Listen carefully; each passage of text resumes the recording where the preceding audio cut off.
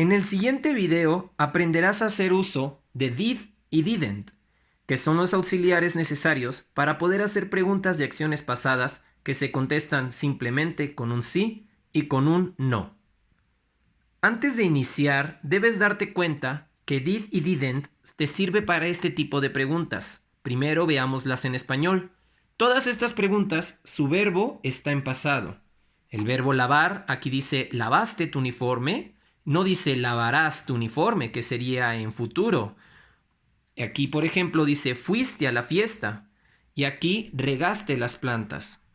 En las tres preguntas te están haciendo una pregunta sobre algo que ya realizaste o que algo que ya debiste haber realizado. Y también tienen la misma característica las tres, que las tres se pueden contestar simplemente con un sí o con un no. Es así como llegamos entonces al primer ejemplo en inglés. Esta es la misma pregunta que venía anteriormente, ¿lavaste tu uniforme? Simplemente que ahora está en idioma inglés. Para eso vamos a examinar cada una de las palabras que tiene y así identificar las partes que necesito para hacer una pregunta de tipo did y didn't, es decir, una pregunta que solo se contesta con un sí o con un no en tiempo pasado. En primer lugar, siempre irá el auxiliar did. Nunca lo cambiarás de su lugar y será la primera palabra que colocarás. En segundo lugar, irá el pronombre o sujeto. En este caso, cuando yo te hago la pregunta, ¿lavaste tu uniforme? ¿A quién te estoy preguntando? A ti. Por eso viene you, que sabemos que significa tú. ¿Tú lavaste tu uniforme? Después viene el verbo, que no se debe poner en pasado. ¿Por qué? Porque aunque la pregunta es sobre algo que se realizó en pasado, el verbo se debe colocar como si estuviera en infinitivo o en presente, porque para eso ya tenemos did. El did hace que mi oración, en este caso mi pregunta, ya esté en pasado. Sería redundante si aparte el verbo lo pusieras en pasado. Esto no se hace.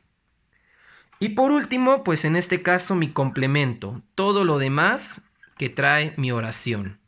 Sin olvidar para terminar mi signo de interrogación, mi signo de pregunta. Entonces, recapitulando, para armar una pregunta de did para preguntas en pasado, requiero poner el auxiliar did, el pronombre, el verbo en tiempo presente, lo que reste de la pregunta, que en este caso es su complemento, y siempre al final el signo de interrogación. Veamos si entendimos utilizando esta misma estructura para hacer una pregunta más. La otra pregunta que tenías en el ejemplo inicial era, ¿fuiste a la fiesta? ¿Cómo armo la pregunta ¿fuiste a la fiesta? En inglés. Para empezar, ya sé que es una pregunta que va a llevar did. ¿Por qué? Porque solo se responde con un sí o con un no. ¿Fuiste a la fiesta? Sí. ¿Fuiste a la fiesta? No. Entonces quiere decir que lo puedo contestar así. Así que ya sé que mi primera palabra pues será el did. Recuerda, la estructura nunca cambia y el did siempre irá al inicio. Ahora, ¿a quién le está preguntando? Ese es el pronombre o sujeto. ¿Fuiste tú a la fiesta? No podría decir ¿fuiste yo a la fiesta? O ¿fuiste él a la fiesta? Se oye obviamente mal. ¿Fuiste tú a la fiesta? Y tú en inglés, pues es you. De ahí me pide que ponga el verbo pero en presente. ¿De qué verbo estamos hablando? Dice fuiste, es el verbo ir. Yo fui, tú fuiste, yo voy, tú vas. Estamos hablando del verbo ir. Y sabemos que el verbo ir en inglés se escribe go. Igual, en presente, si yo cometiera el error de ponerlo en pasado, que en este caso es went, estaríamos mal, porque recuerda, para eso ya está el did. Y bueno, fuiste Did you go ha sido solamente para poder poner fuiste. Falta poner el complemento a la fiesta. Y bueno, en este caso, a la fiesta. Todo lo que vaya a poner aquí es, en este caso, mi complemento. Y no debo olvidar el signo de pregunta. Es así como utilizar lo que vemos aquí de color rojo, que es la estructura, me puede servir para armar cualquier pregunta usando did. Tengo aquí nuevamente las dos preguntas que hemos armado. Did you wash your uniform? Y did you go to the party? Ahora las vamos a responder. Si son preguntas que me están haciendo para mí porque dice you, o sea, tú, la persona que me lo pregunta, me dice que si yo lavé mi uniforme o si yo fui a la fiesta, entonces deberé de contestar con el pronombre de yo. En este caso, I. Ahora, ¿cómo contestaré? Sabemos que en nuestro idioma bastaría con poner un sí o un no. Sin embargo, la estructura correcta en el idioma inglés para este tipo de preguntas es colocar no nada más el yes, que significa sí, o el no, sino agregarle una coma y después poner el pronombre de la persona que responde, que en este caso soy yo, porque son preguntas que me están haciendo a mí, y después poner did. Sin embargo, a la hora de traducirlo, es como si simplemente dijera sí y no. Pero debes acostumbrarte a utilizar la estructura completa. En este caso, estoy diciendo que sí lavé mi uniforme, y que no fui a la fiesta. Did you wash your uniform? Yes, I did. Did you go to the party? No, I did. Ahora, aquí falta un detalle más. Did es el auxiliar y estamos en lo correcto, pero estoy diciendo que no lo hice, que no fui. Entonces, eso agrega algo más a mi auxiliar y es el not para afirmar mi negación. Entonces, una respuesta negativa quedaría no, I did not. Sin embargo, además de eso, el uso común del idioma inglés ha hecho que se acostumbre a abreviar did not en una contracción muy popular y que es la que vamos a estar utilizando en estas clases. Entonces, en lugar de escribir did not, escribirás didn't.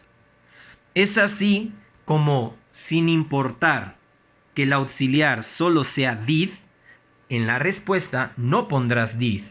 ¿Por qué? Porque estás negando, estás diciendo que no. Así que también en el did habrá que poner que no.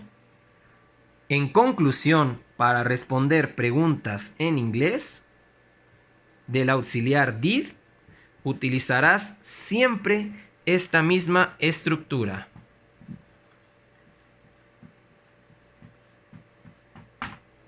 Ahora, ¿por qué coloco un cuadrito como poniendo un espacio para poner algo? Es porque también dependerá de a quién le estemos preguntando. Observa, en este caso, el pronombre es tú, porque te preguntaban a ti, y por eso contesto con el pronombre yo. Pero si la pregunta hubiera sido diferente, veamos esos casos. Las preguntas han cambiado. Ahora ya no dice lavaste tu uniforme. Ahora estamos hablando de she, que como ya debemos saber, es el pronombre para ella. Entonces ahora, si yo hiciera la traducción Did she wash your uniform? Diría, ¿lavó ella su uniforme? Y entonces, hago una corrección. ¿Lavó ella tu uniforme? En vez de su uniforme, porque no cambié el pronombre posesivo. Pero entonces la respuesta ya no va a ser de yo, porque no me están preguntando a mí, me están preguntando a mí, pero me están preguntando por algo que hizo ella, si ella lavó tu uniforme. Y entonces en la respuesta deberá aparecer ella. Es por eso que utilicé estos cuadritos para representar que en la respuesta no siempre va a ir el mismo pronombre, va a depender de sobre quién estamos haciendo la pregunta. Y si sí lo lavó ella, entonces tendremos como respuesta yes, she did.